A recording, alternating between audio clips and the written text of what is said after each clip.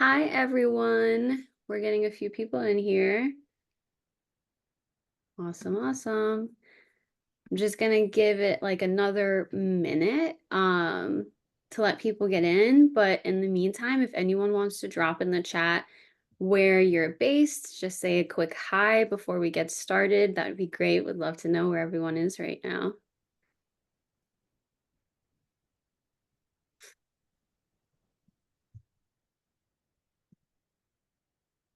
People are nowhere, I guess. Okay. I think that we're getting some more people in. Oh, Bridget from Wisconsin. Thank you. Wisconsin cheese. We got Utah. Oh, hey, Kurt. How's it going? Kurt's becoming a regular. San Francisco, Brooklyn. Very cool. I live in Philly, but I'm actually saying hi from Albany right now. Quebec City. Very fun. Wow, we got people from all over, International. even international. Awesome. Thank you guys so much for joining us today. We're really excited. We're really excited about this conversation. The topic of the conversation today is how to engage communities of color in your election coverage. So I'm looking forward to being joined by such talented journalists that hail from different news backgrounds that will be sure to make this such a rich conversation. We have Kavitha Rajagopalan, who is with Craig Newmark, and she's the head of the Asian Media Initiative there. Does a lot of great work with community newspapers. We have Brandon Tensley, the national political reporter for Capital B, and Vanessa Maria Graber with Free Press, who's done incredible engagement work in Philly. So really excited to have the three of you guys with us today. As most of you joining us today probably know, at Election SOS, our goal is to support you in creating your best public-powered and community-centered election coverage. And a lot of that, especially in this election, requires a particular attention paid to communities of color. And that's why we wanted to facilitate this nuanced discussion today. Communities of color have been a real focal point in this presidential election. So I thought a good place to start off this conversation is exploring how political coverage can be made relevant and engaging to those communities. Essentially, how can reporters write stories for communities of color instead of about communities of color? Anyone who wants to go first, go for it. I'm happy to jump in. Yeah, I think one thing that we've really thought about doing at Capital B is thinking of, yeah, how do we get people to care about politics coverage when that news can come from so many different places? And I think one thing we pursued is really having people-centered politics reporting. So, like, even if we're writing a story about something like Minnesota just enacted a state voting rights act. I think sometimes people's eyes can, maybe like glaze over if they're just like, oh my God, we're talking about sort of like voting rights legislation. Like it's not the most intrinsically appealing topic. But if you can sort of like root that kind of story, that discussion in like what this actually would mean for people in Minnesota who maybe just recently had their right to vote sort of jeopardized, but just like give sort of like human dimension to a lot of the legislation and policies that I think a lot of big newsrooms always talk about, but always talk about in a way that's sort of like detached from the everyday lives of people. Yeah, I wanted to also just jump in, and I'm going to share here in the chat the link to our first national map and directory of in-language and community-based news media for and by Asian Americans and Pacific Islanders. And really, this is the bread and butter of what our colleagues do. And what we do at AMI is really we amplify their work, but we also try and create resources to support these newsrooms in doing just what you talk about. If you look at the map, you'll find that our Asian American communities are not only the most diverse group of communities inside the United States, it's the most diverse demographic group, but we also have significant gaps within our own news media ecosystem. So what we try to do with AMI is to work with newsrooms to understand how best they can engage communities that are also marginalized within the AAPI news media ecosystem. So, for example, you'll see that there are major gaps across the heartland. And as our communities are expanding across the United States into rural areas, into states that have new alien land laws, into states that have specific bans around TikTok and WeChat, we're working with these newsrooms and with newsrooms that are in kind of clustered around the coastal areas to figure out where your communities are and how best to engage them. Should you use a news product? Should you engage on existing platforms that maybe are subject to disinformation or even transnational repression from overseas? And I would like to encourage everyone to just to feel free to participate in the Asian Media Initiative. We do have an Elections Project website. If you are an Asian community journalist, then you're welcome to come here. But again, like Brandon is saying, I think first and foremost is to acknowledge that our communities are incredibly complex and diverse, and that they do include internal hierarchies and oppressions within them, and communities that are marginalized even within our communities as well. So we work with not just creating new newsrooms to address all of these, but to create strategies so that existing newsrooms that have trust and have relationships with these communities can also bring more marginalized community members into the fold. Yeah, so I have done both community information needs assessments for Free Press, and as a volunteer and just resident of Philadelphia, I've done voter outreach. And locally, I'm also a reporter, elections reporter for the Philadelphia Hall Monitor, which is a hyper-local news site. And I think the best way to serve the communities is just to ask them what they want, right? And so a lot of my work has been, spending time in the community, finding out what the barriers are to participate, not just in elections, but all civic processes. And you begin to discover that there are a lot of information gaps. And it's interesting because a lot of times people will interview me about Latinos on the vote, which is that notion about writing about them, but don't do any stories actually giving people the information needs so they can participate in elections. So I found that a lot of community members needed really simple information, like they needed maps of where the polling locations were. They wanted information about how to access mail-in ballots. A lot of people wanted election information about their home country. People wanted to know about elections in Venezuela, in Mexico, in Puerto Rico. And it's also important to note, just like the AAPI community, like Latinos are not monolithic, right? Like immigration issues are important to some people, and for others, it's not a priority. And so, spending time in the community, asking people, what are the barriers for them to participate in these civic processes, you'll learn a lot. And you'll learn that it's actually really easy for newsrooms to find out that information and provide it, and also advocate, right? Like, why are all the polling locations changed? Why is it so hard for people to get rides? Why aren't they providing the voter registration forms in community centers or libraries? And so there's an opportunity to do accountability journalism on their behalf based on some of the deficiencies that you learn about. And so I think that we don't spend enough time asking people, like, what is the information that is most useful to you right now? Um, and then second to that is that a lot of people are checked out. So when you spend time in a neighborhood like District 7 here in Philadelphia, where the voter rate is sometimes at 12%, right?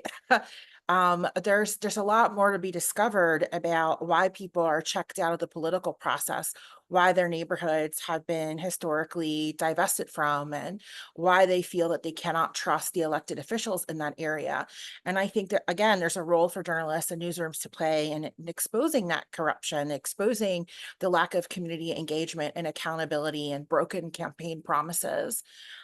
I think the other thing too that we contend with that is always ongoing, especially now, is that our communities are disproportionately impacted by the flow of disinformation. So we spend a lot of time clarifying, debunking things. And so we're seeing a lot of that. Looking at videos and things that are coming on YouTube and WhatsApp and, many other different platforms like TikTok. And so unfortunately, that takes away from reporting and providing information when we have to be debunking information. And so, we spend time studying what are the rumors going on, or sometimes people will send you stuff. And so being a resource to say, hey, if you're unsure about something, you can send it to us and we can fact check it for you, is another service that you can provide to the community. And I would say lastly, at least in my community, people were very frustrated that there was a lack of information in Spanish. And so there are some Spanish language media providers here that do a really great job. But unfortunately, it doesn't reach everybody. And so one of the things that we also tried to do was advocate to city, state governments to provide information in Spanish, and to make sure that election related information was available in multi languages and was also available in printed products. Like, we discovered lots of people had broken phones, broken eyeglasses. They didn't have printers in their homes. And so again, by reporting on these issues, you can actually advocate for more access. And I think, again, just spending time talking to people, not necessarily reporting on a story, but just, finding out, are you going to vote? What are you interested in? Why is it hard? And lastly, I'll just say, like, in my neighborhood, I just counted the other day, 31 pieces of literature for political candidates, right? I didn't receive one piece of information about where my polling place was, when the voter deadlines were, or any of that. And so it's like, we're bombarding people with candidate information and not giving them the simple information they need to actually go out and vote. And I think, again, that local newsrooms can really help with that process.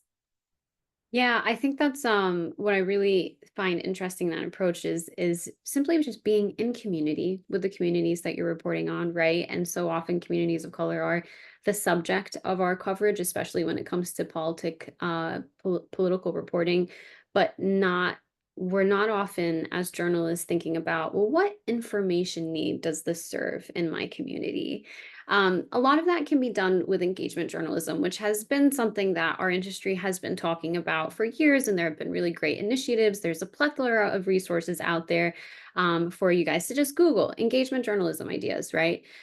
But I'm curious what, if any, is the difference between general engagement and engagement with communities of color specifically, especially when it comes to political coverage? Does the latter, in your opinions, especially with the specific communities that the three of you work with, does the latter require a different approach than general engagement journalism? And if so, how? You know what? I wanted to jump in. I was listening to Vanessa talk about the importance of language access, and I want to underscore that language access is such an interesting challenge, and I don't think it's realistic to expect. I mean, at this point, I think there are over 80 Asian languages that are spoken across the United States. It's not realistic to expect many of these towns, especially in swing states where the government and public investment has also been, public budgets and public funding has also been dramatically eroded in the last few election cycles. I don't think it's realistic to expect that they will be able to offer in-language resources for all of our communities, but our community media do fill those gaps. I mean, I've heard across the board, there are people who are single one or two person newsrooms in some of the most critical voting districts in the country that have produced voter guides and explainers. And in this political climate, their bottom line is being affected by this exact work. Engagement journalism right now, civic engagement, is actually on the front line of a lot of debates around what we call electioneering. And this has been a major challenge for a lot of these newsrooms who, as advertising has started to dry up, a lot of these newsrooms are considering becoming nonprofit newsrooms or turning to different types of revenue models in which they are subject to greater scrutiny from outside bad faith actors. So when we talk about language access, I think it's important to understand that community newsrooms do play a critical role in providing language access, but language access is not just the spoken language, right? It's also the language of the community and the culture, the cultural touch points. Like, for example, we now have just launched the first national elections reporting cohort serving AAPI, Black and Latina serving newsrooms in critical swing battleground states across the country. The states that we're working in are Wisconsin, Nevada, Michigan, Georgia, and Pennsylvania. And we are working with African American-led, Latina-led, and diverse AAPI-led newsrooms. And in these newsrooms, we're working with, for example, one of the newsrooms that we're working with is a newsroom serving Hmong voters in Wisconsin. And Hmong voters are a critical, but also ridiculously undercovered community, and a community that has a very specific history here in the United States. So one of the first pieces that they produced as part of this cohort was really to encourage younger and millennial Hmong voters to register to vote.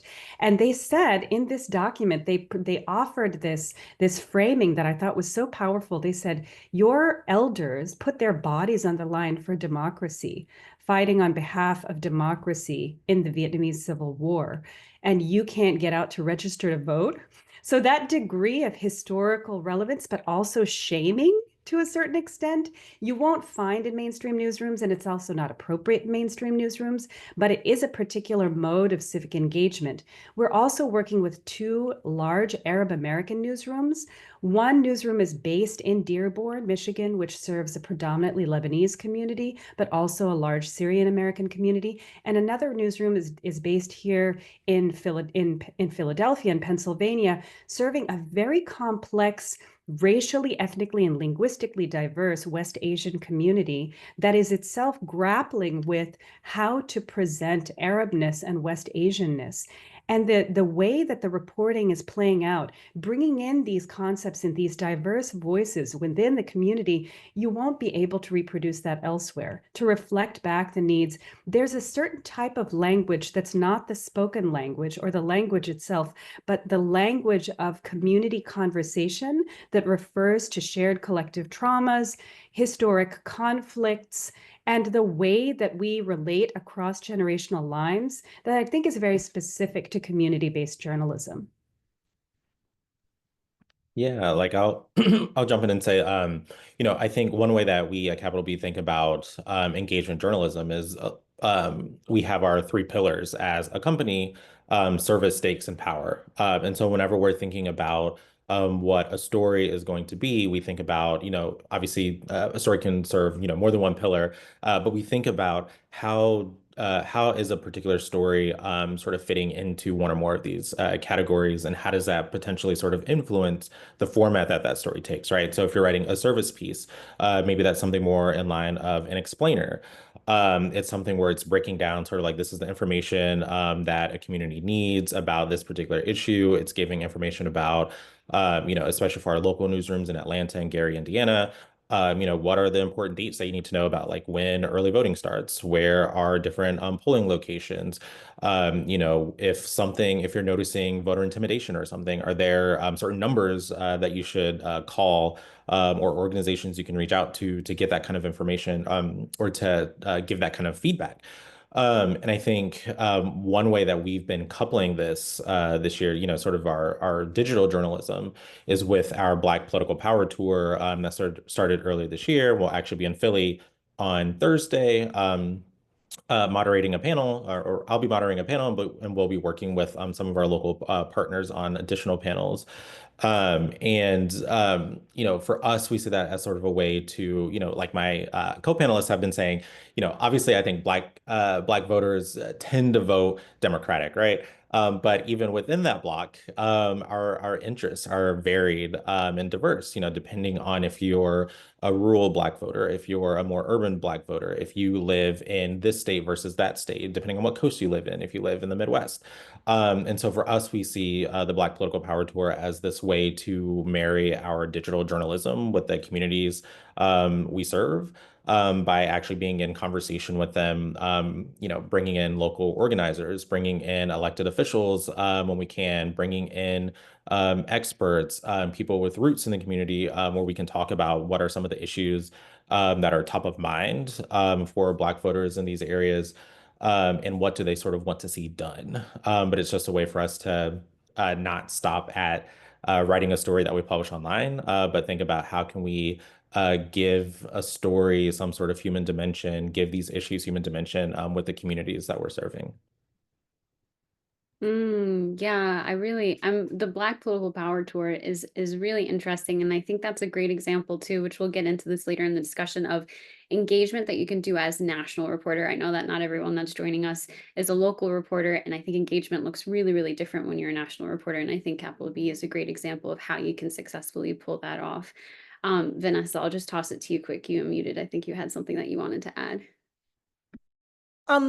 Yeah, I mean, I think, when I think about engagement, it requires a lot of listening, right? And a lot of uh showing solidarity, showing that you're a resource and that you're actually there to support the community. And it takes a long time. And so I think the biggest mistake that a lot of newsrooms that I've worked with is they want to see engagement results like really fast, right? And I'm like, listen, I've spent years, cultivating these relationships, learning who the community leaders that are trusted in the community, learning about the organizations that are actually doing the work. And it takes time to build that trust and form those relationships. And Free Press has published a number of guides and educational materials about what journalists can learn from community organizers. And someone who's been doing organizing my whole life, I think there is a lot to be shared in terms of finding the intersectionality of different issues and connecting the dots and thinking of ways that you can work together. I think sometimes engagement, in some newsrooms has been very top down. And I'm like, no, that's not how that works, right? It becomes like development work where you go into somewhere and parachute in there and tell them what they think they need. And there's already so much distrust with mainstream media because of the long history of harm and racism. And that's just something you have to acknowledge when you want to start building those bridges. And especially if you're a reporter who's new to a community or you're new to a news outlet, you have to acknowledge that there might be a history of harm and a lot of repair that's needed. And that requires a lot of patience and a long-term organizing and relationship building. And so when people want to track impact, I think of like short-term goals and long-term goals, right? Like in the short term, we're going to meet with lots of people. We're going to do community mapping. We're going to identify who the people are. We're going to have listening sessions. And if you notice, like none of that is content, right? That's just doing the work to find out who the people are. And then longer term, right? Like what are the 5-year long? Like that might be partnerships and co-creating stories together, building your source list. So, I think of engagement as, again, a community organizing strategy in a lot of ways. Like, who are the potential allies and like what can we potentially achieve together with aligned goals? A lot of people don't see their newsroom that way, but I do think that, especially in doing civic journalism and accountability journalism, you are trying to build power in the community, right? Like you are trying to empower the people that are harmed by policies and disenfranchised. And so, I know that people in a lot of newsrooms see themselves as objective actors, but as a resident of my community, right, as representing people that have been harmed by, like, I just don't see it that way. I see media as a tool for social justice. And I do think community and independent media has a lot of opportunities to work in that way, right? We're finally receiving funding and opportunities to be able to do that work, where even 10 years ago, that was really taboo. It was not taught in journalism schools. We were told that we have to be objective. We had to keep the community at arm's length. And really, citizen media, around the world has never functioned that way. So I am really glad to offer alternative perspectives of, right, like how people who are journalists and researchers and investigators can empower social movements, can empower residents, who are dealing with a problem. Like even going back to just like consumer reports, right? Like I would send a reporter in and be like, this organization is doing something shady or corrupt, and they would investigate and they would solve the problem for them. And somehow that wasn't seen as being intrusive, right? So I think we do need to redefine our roles, especially if you are a member who lives in the community. A lot of reporters and journalists where I live, they don't live in Philadelphia. They live outside. They don't interact a lot, right? I do have a problem with people who say they represent the Latinx community, but they don't spend any time supporting arts and culture here. They don't attend events. They're not working with young people. They're not showing up and making themselves available to folks. They're not listening to people vent and trying to solve problems or trying to use their skills and expertise to help them, right? Like I try to help people with press pitches or connecting them with other reporters or giving them phone numbers for who to call. And all of that happens outside of like a story, right? And so, I think that if you really want to show up for the community, the proof is in your actions, right? And how you are being a good neighbor and a good citizen for your own community. And speaking for myself, like even if I don't work in media or as a journalist, like I'm still going to do those things because I care about my neighbors. I care about my community. And I think that you have to show that you are trustworthy and that you're there for the community. And I think that's where a lot of journalists miss the mark. They try to do engagement, but they don't really don't care, right? Like they're not there, they're not showing up, or they only call or contact you when there's a story or when something bad happens. And so I'm really critical of even the Latinx media people who do that, right? Like, I'm just like, people don't trust you. They don't want to talk to you because you don't show up when you're needed. And you have to do more, to show that you're an ally and to show that your journalism outlet is actually doing a public service. That trust building is huge, and I'm so glad that you brought that up. And I think what's really, the point that you brought up about journalists feeling like they have to keep community at arm's length. I think what is such a misstep with that is the lack of recognition of the power imbalance. We are taught to be objective as journalists, right? And yes, to keep your sources at arm's length. But usually when we're talking about that, we're talking about power. We're talking about people in power, and there's such an imbalance in power when it comes to communities of color that journalists really have to keep front mind when it comes to their interactions with them. And Vanessa, everything you said was a great segue to my next question for you guys, which is that there really is, like you said, a fine line between engagement that's relationship building, which is a lot of what you guys have done, versus engagement that is plain extractive and that's going to shatter the trust that's already not there. And so I'd love to hear perspectives from you guys on how to walk that fine line, how to do the good engagement versus the bad engagement. And if you could also give us examples of engagement strategies that have either worked or not worked, right? Or have failed with your response, that would be great. I know I'm supposed to be speaking about Asian media here, but I just want to draw attention to this incredible report that was based on kind of a content analysis of coverage inside Black media and Black-owned media between 2020 and 2021.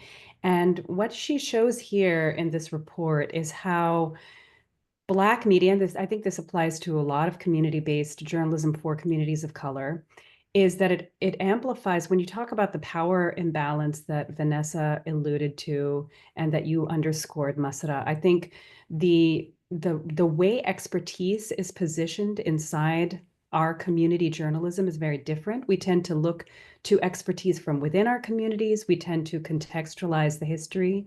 And so, for example, if you're talking about the pandemic, you'll be talking about other mass public health events that have affected or have been weaponized against our communities. I think that's very powerful. And to your question, I think, the idea that community journalism is inherently non-extractive is also something that we can interrogate. But we do know that all journalism, in the end, you're asking people to trust you with their experiences and their stories. So that requires you earning that trust and investing in them in return. And what I see across the board, especially in Asian community media, is that we do see a lot of direct service, not just service journalism, but direct service. So, for example, during the pandemic, across the board, all Asian American community media were directly facilitating. They were hosting vaccine clinics. They were driving elders to clinics.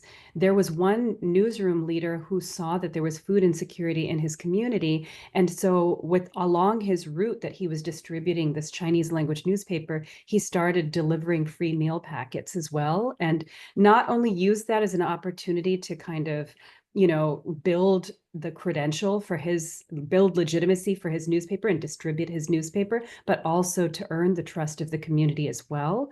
There's this incredible newsroom. This is also not an Asian American newsroom, but is a newsroom in Cicero called Cicero Independiente. I'm sure you guys all know about them. But it was a really interesting work. They were launched by immigration justice activists, and they initially were planning to just talk about ICE raids and detention and the way that law enforcement was being weaponized against their communities. And instead they did this very detailed community survey, this community needs assessment ahead of launching the report, which Vanessa and Brandon have both pointed to as very important to understand what your community is looking for before you produce reporting. And they found that, the communities really just wanted to know more about education, community businesses. And so they created a spotlight featuring, informal food vendors as small business owners. So that was not only, showcasing what the community actually wanted, but was also kind of radically shifting this definition of what a small community-based or an immigrant community small business looks like, and therefore empowering and building power for that community. We see this happen a lot in the Haitian Times. We see this happen a lot in Khabar magazine in Georgia, serving South Asian Americans. There's a function that community journalism plays not only in building trust with the community, providing direct service, but also reflecting back for the community a picture of itself that's steeped in pride and dignity. And that is a very powerful investment. It's not concrete. It's not a physical investment, but that's an investment that pays in kind. And that's why you see so much coverage. For example, there's a newsroom that I work with called Rafu Shimpo that's been around for over 100 years. And the only time in this century of publishing that they stopped publishing and serving their community in California was when their publisher was interned in the concentration camps during World War II. And once they restarted, they came back. The community had obviously experienced a mass trauma and had experienced a huge loss in its collective self-confidence. And so the way that they rebuilt that community and therefore rebuilt their relevance for the community was by starting out covering local sports leagues. And so now, as they're shifting into this new generation where, there's difficulty engaging the younger generation in language and community-based news, they have now recruited a whole host of young student journalists to cover high school sports competitions. That's why in community media, you'll see a lot of coverage of sports, of scholarship winners, of local small businesses. It's a way of investing in that community's dignity as well. I think I love everything that Kavitha just said, especially like that idea of, how do you project an image of a community to itself? And, I'm going to speak about our Gary, Indiana newsroom. And one thing that they did, it was a story that they published last week. Yes, last week. But it was after Tito Jackson died. The Jacksons were probably Gary, Indiana's most famous family to come from there. And just like the way that they were able to sort of stitch together sort of what that family, this death, but also this legacy of Black musical traditions like means for that small town. I thought that was a really sort of like poignant thing where I was like jealous. I was like, man, I would like love to like work on this story. But, to the point of, being a national reporter versus a local reporter, that's one of those challenges. But I think really quickly, in terms of engagement that's not extractive, I think sort of like quick and sort of, they're not the most time consuming things that we do is follow up. If we sort of send something out in a newsletter, seeking questions or feedback from our readers, what are you interested? What do you want to hear the candidates talk about in the presidential debate? following up with people who send responses, emailing them, knowing that like it's not just sort of a spam box on the other side that they send their messages to. And we do that for, criticisms that people have, but also, I had something in our in the newsletter I write, Everything's Political, where I had an entry about a Netflix movie. And it was like, I think like 4 or 5 people responded saying like, oh my God, like not a movie, a series. They're just like, I love this series. And I was just like, wow, the people love love this series. But I, responded just because it was an opportunity to sort of um, connect with people over shared interests and specifically things that aren't like trauma or pain, as important as it is to cover these sorts of challenges. But also, it's like, oh, like let's have a connection that's a little bit more joyous. I think was also really important. And one last quick thing that I'll add in that our national reporter did, Aaliyah, she's our rural issues reporter was one of her sources basically was just like it's really difficult for us to not a lot of people here have access to internet, right? They don't really have like cell phone service where they can just surf the web, those sorts of things. And so he was like, would it be possible for you to format a bunch of articles that were about this particular community and potentially email them or to ship them to me? So Aaliyah, formatted them, printed them and shipped them to them. But it was just a way to get that, digital copy physically into people's hands. I realize like you can't, not everyone can do that. But then when it's possible, when it's appropriate, I think that can make a really, really big difference. Yeah, I'll just say that, true engaged journalism requires resources. It takes money, it takes capacity, it takes time. And in newsrooms that we've worked with at Free Press, unfortunately, right, they want to engage communities, they want to do listening sessions, they want to, implement the strategies, but then the reporters don't have the actual capacity and the resources to follow through over a long period of time, right? Sometimes these engagement activities are relegated to DEI committees or to young staff of color, right? Which is like, community engagement needs to be an organization-wide initiative, right? It needs to be woven into organizational goals and strategic plans. And oftentimes we see that these engagement plans are one-offs or they get a, short-term grant to do engagement with a very specific community over a year. And that's the kind of stuff that's extractive, right? Like there has to be a commitment and buy-in from the organizational leadership as well, right? We find that there's a lot of well-intentioned journalists and staff members who want to be out there in the community, or they come back, they do the listening, have the ideas for what content or what actions need to be taken, and they're blocked by their editors and the leadership there. And so that makes you look bad as a journalist, right? When you're like doing the work, you're trying to build relationships and you try to, advocate on their behalf, and you're told that you can't do that, right? Or that you can't spend more time listening to people and meeting with them. And so I think that those are the kinds of things where people, kind of look at journalists and say, well, that's why we didn't trust you to begin with, right? Or there's just no follow through, right? Like you listen to somebody, you might do a story, but then you never talk to them again, right? And we find this especially true with public safety reporting. People have a lot of issues with the way crimes and homicides are being reported. And so feedback that we get oftentimes from members of the public is that like they never follow up. They show up when something bad happens, but then, they don't follow up on the case. We never see them again. And so I think it's important, like if you are going to send people out there to do that work, if you are trying to apply for a grant to do engagement, to really evaluate what your values and long-term goals are, right? Because like, don't bother if you're just going to swoop in there and try to extract from the community because it's only going to cause further harm and distrust in the community. The people that do it well make a long-term commitment, they invest the resources that are needed, and they follow through with the things that they say they're going to do. I think that's what makes it not extractive.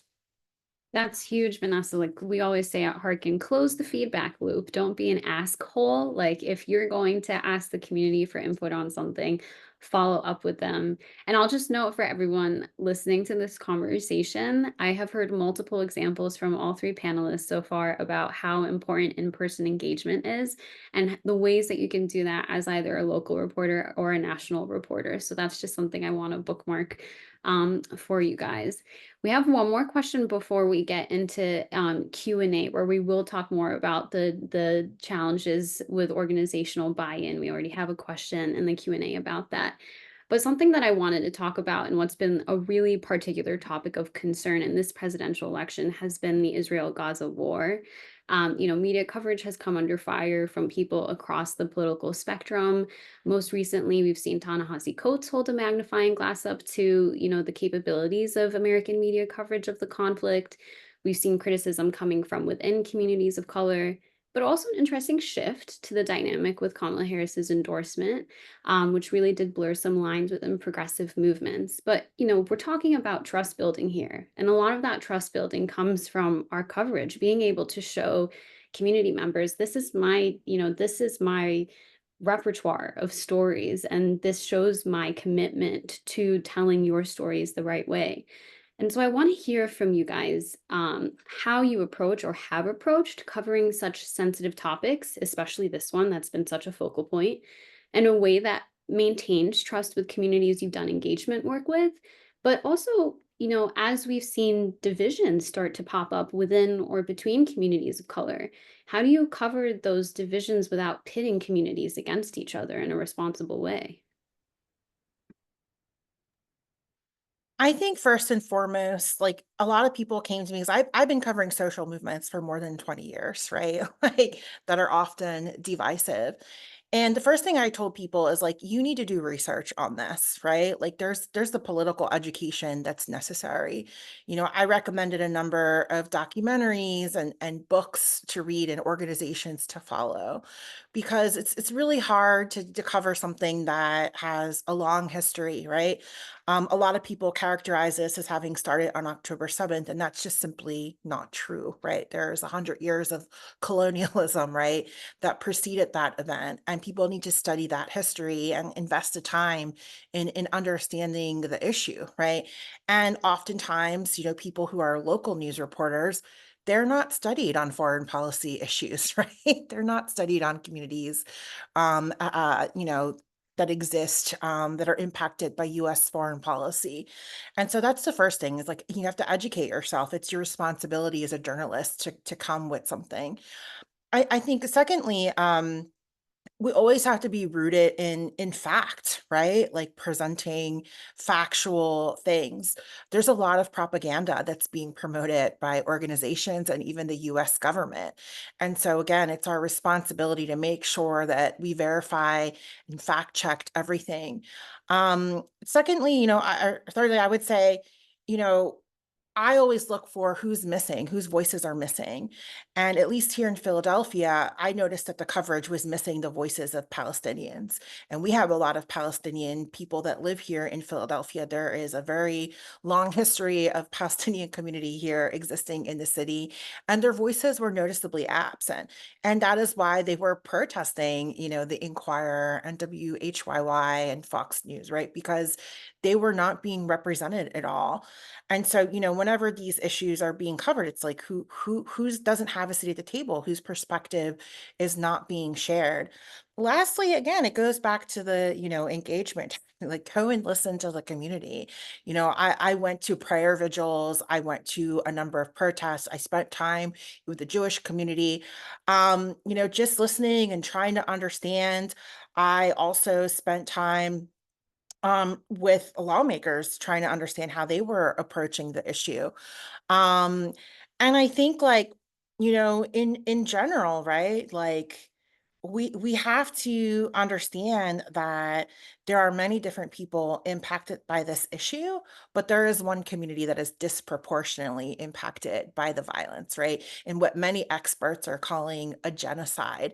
And unfortunately, the US media has failed throughout history to report on genocide the way it's needed. You know, we could look back to the Bosnian War, we can look back to Rwanda and, and other places. And so, one thing that links all our communities together, and as a Puerto Rican woman, is our experience of colonialism, right? And how colonialism impacts the global South.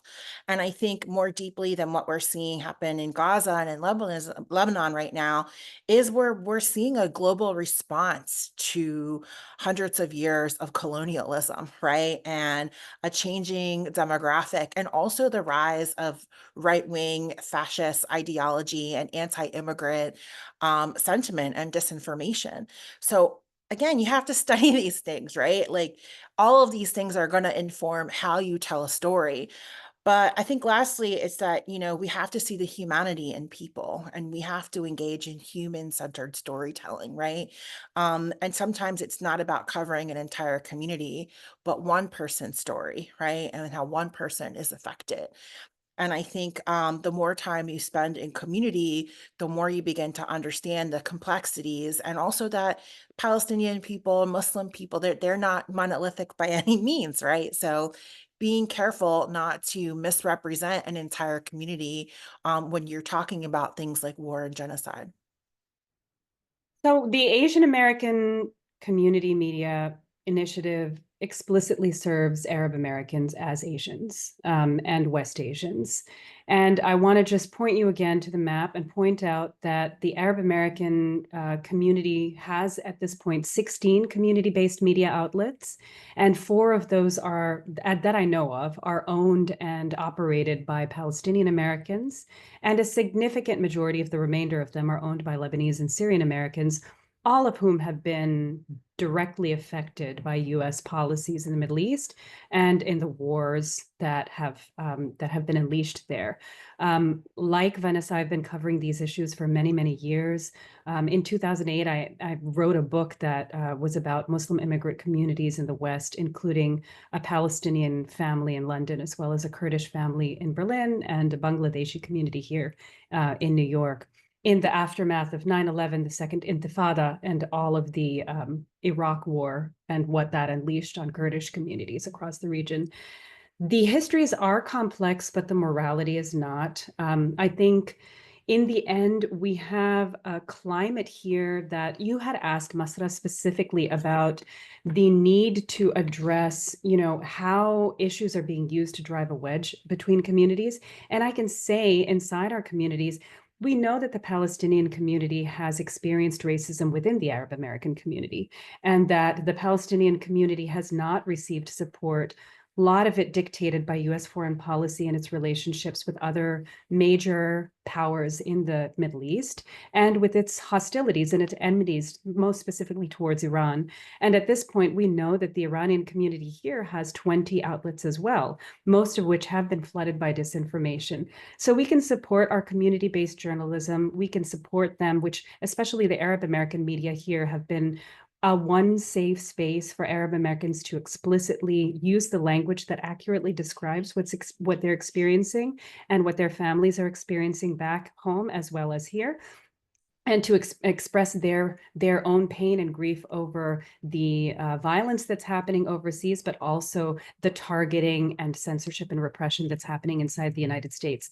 Within the wider Asian media landscape, we have several examples of how this issue has been used to divide. We've seen this is all taking place against a wider backdrop. A community-based organization in Philadelphia, where you both are, was telling us that they publish a newsroom that some of their content was removed from the Department of Education website, content about supporting Arab American communities. This was not even prompted by any direct directive from anyone. There was nothing harmful or violent. We've now seen several art exhibits about Islamic art that have been taken down as a result of overall anxiety about expressing any kind of sympathy towards Muslim or Arab cultures or their histories or traditions in the United States. And we know that this is all affecting our communities. There was a network of Asian American newsrooms that excluded Arab American and South Asian newsrooms because they were afraid of creating conflict. Again, our communities are politically and ideologically diverse. We also have newsrooms that have been serving broad pan-Arab American communities, where there's an example of a newsroom in the Midwest that served a pan-Arab American, pan-Asian American community and covered a teach-in on Palestine, on Palestinian history, not a protest. And that newsroom then received a call from its funder saying they were being accused of anti-Semitism and that their funding may be removed. So this is a very complicated environment where newsroom leaders, community media leaders who don't have a lot of resources are being asked to withdraw support from one member of their community, or risk losing their support for their entire community as a whole. And we have seen, with the struggles that Asian Americans have experienced, and I'm going to just share the link to our report here as well. This is a look at the history of Asian American community journalism from the 19th century through the present day. I don't know if it's well known, but until the mid 20th century, we had over 100 Arab American news media outlets in New York alone. And many of these news media outlets were lost in history as a result of xenophobia that was weaponized against Asian Americans as a whole, that oriented itself to anti-Black hate and anti-Black racism.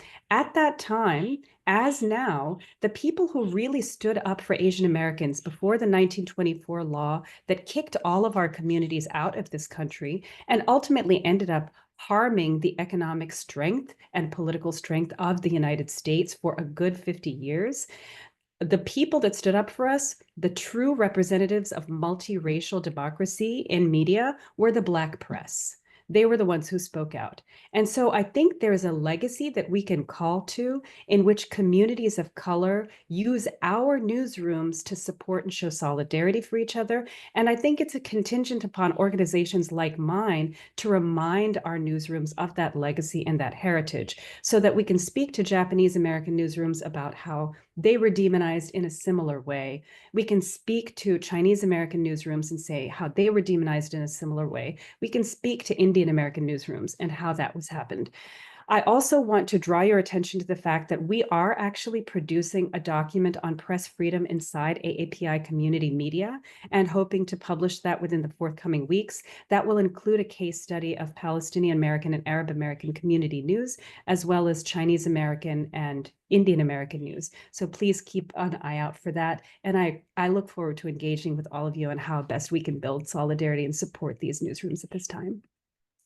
Well, solidarity from Black press is a great segue to Brandon. And I know that you just published an article about how young voters feel about Kamala Harris and the movement for Palestinian rights. So can you just talk to us a little bit more about how you approach covering this issue, building trust with communities without driving wedges between communities? Yeah, absolutely. And I'll try to keep it pithy and short. But yeah, like I think one thing that I think about, and this is hopefully useful, and it's more just like a sort of like writing and interrogation technique, is, when be very ruthless about coming up with the questions that you want to ask sources. I think this probably goes back to Vanessa's point about doing your research, doing your homework.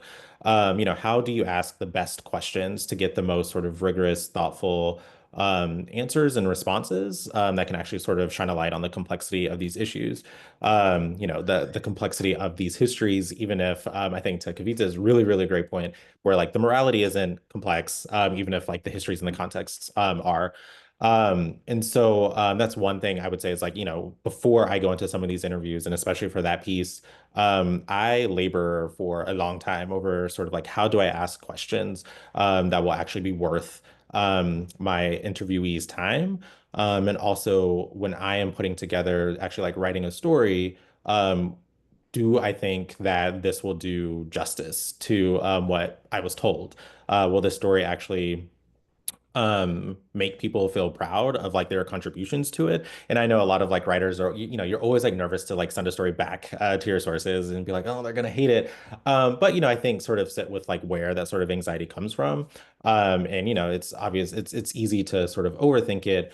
But I think approaching it in a way that's like, do I feel like based on the conversation that you had, because you're only going to put a snippet of what that conversation was in the story, do you think that that conversation, the complexity of what this person was talking about is well represented in the story that you wrote? And then sort of similar to that, I would just say that I got this from like a tweet years ago, where I think there can be a tendency among, I would say this is something that I think about all the time, but journalists who might see themselves more as sort of like as stylists, right? You're really into like your prose, and things like that. And sometimes it's good to just like stop trying to be cute, and just sort of like make the point that you're trying to make. And I think and that's almost like similar to what Ta-Nehisi Coates, I think, is talking about in his book that I just finished reading last week, and also in the interviews we're seeing, where there's a lot of power in simplicity, and not trying to dress things up too much. And so that's another thing that I would say, especially for, that story was I wasn't trying to say that, these voters think X, and these voters think Y, and they're, butting heads or there isn't crossover. But one thing I really liked with that story is one young man said that he sees why older generations might be leaning into these issues as like their focus area, but he also thinks that there's something important to be said for like the point of the reason that parties actually shift and evolve is because you have people who are being galvanized and energized by these different movements and experiences that are pushing the party in a direction that it needs to go into, in order to sort of keep up with the times. And I thought that was such a powerful, it was both respectful of, what older Black voters might be thinking and where their priority issues are. But it was also really assertive about the importance of, like, but we are members of this party as well, and we want this party to succeed. And if it wants to actually succeed, and be, not just democratic in name, this is what we think that it needs to accomplish. And I thought that was a really powerful sentiment. So I'll stop there. That was so great, Brandon, especially about don't overcomplicate the topic, but do complicate the narrative, right? Like do show that people have layers and dimensions to their experiences and their perspectives. All we have to do as journalists is document it, right? But it's just about making sure that we document it fully, wholly, responsibly. So that was our last question. We're going to go into Q&A. We have one question that's already been submitted. Kurt, I'm going to go ahead in a second here, let you unmute yourself if you wanted to ask the question yourself, but if you want me to just read it out loud, let me know. And then in the meantime, if anyone else has questions, we'll try to get to them, and feel free to drop them in the Q&A box. And I know we're just about at time, but we might be able to go a few minutes over. So Kurt, I'm just going to unmute you so that you can go ahead and ask your question. Sure. Thank you so much. Like I said in the chat, I really appreciated Vanessa's point that it takes time to build relationships with communities, to build trust. Some folks emphasized the idea of actually being physically, in shared space with people, not just doing Zoom, not just doing email. It takes a long time, and I've run into that myself, even though I'm not working as a journalist. And something I've experienced is just, it can be really hard to kind of explain or to have those conversations with org leaders, whether they're nonprofit leaders or news organization leaders or perhaps funders who just kind of don't understand why you're not getting quick results with these things. Was just curious if you have any suggestions for how to kind of explain that long game without just kind of shrugging your shoulders and saying, "Oh, this takes a long time. Just trust me, it does." Any suggestions in that area? Yeah, I've run into this issue, in consulting with newsrooms, right? Because again, it's like we want instant gratification. I think, it's important to design a plan that's scalable, that seems to get at both the short-term and long-term needs, right? So, having metrics that are very clear and achievable in the short term, and then also having the longer term goals, and to show that with each set of actions that you're going to ramp up, And so you're starting out by maybe meeting some numerical goals, like, and that's why we say we start with like community mapping, identifying leaders, having a goal of maybe meeting with folks, developing a source list, right? Like those are shorter term goals that are easier to accomplish. And then also like trying to describe like what the impact of those actions are, right? So like, why are we doing this? Like, what are we working towards? Like, what is the thing that we're looking for? um and then, you know, ramping up towards, you know, creating content and creating partnerships, right? So that you can see that there's a clear direction that you're going in. We're going to start out like this, then we're going to start building up, and then, you know, then we're going to land here. I think that newsroom leaders like to see a trajectory. They like to see that it's scalable. They like to see that there's a longer term end goal that's going to have a big return on investment. And I even hate using terms like that, but this is just the reality, right? Like, not everyone we're working with is in community media, right? I've worked with Gannett newspapers, I've worked with public radio stations, we've worked with, you know, bigger newspapers. So, you know, we have to adapt to the language that people seek, and we also have to create plans that fit into the type of plans that they already have with their organization. So that's like another thing that we've had to do at Free Press is, you know, customize engagement plans for the type of environment that people are in, and also looking like what at their resources are. It's like people sometimes want a lot and they don't have that, right? Like they have very little to invest in. It's like, you're not going to make $1 out of 15 cents, like with what you have here on the table. Like, if you want that, then you have to make a much deeper investment, right? You have to increase the budget by a lot. You have to increase the capacity. So I think you have to sometimes do some reality checks with people. And again, you know, what are the ways that you're tracking impact, right? And so a lot of times people do engagement and they feel like they're not getting anything. And so, some organizations track every call, every email, every meeting, right? Like every story. And so I think developing some type of mechanism, and there's plenty out there, right? You can search impact tracking for newsrooms, and there's mechanisms that you can use from spreadsheets to Airtables. Where, you know, you can have something to show at the end of a project or a year, right? Um, and then also, you know, what is the feedback or the impressions from the public, right? I think doing pre and post testing is really helpful too, where you ask people what their perceptions are of the newsroom, how much they trust them, if they find it useful or reliable before you do an engagement project. And then, you know, measuring that a year later to see if those impressions have changed. I think there's a lot of value in building trust and measuring that. And Trusting News is a really great organization that has a lot of resources around that. And so like the academic in me is like, yeah, we have to measure, right? What is the difference? I think people like to see numbers. Unfortunately, like even though I'm a qualitative person, you know, tracking all the activities, showing that there's measurable change, showing that there's impact, and even like measuring the quality of the relationships, right? By interviewing people and getting feedback. And so we see a lot of the newsrooms that we've helped support in New Jersey collect that feedback from their readers and their audiences saying, yeah, you know, now that we know about them, we've talked to, like, we've seen great stories. We find it super useful.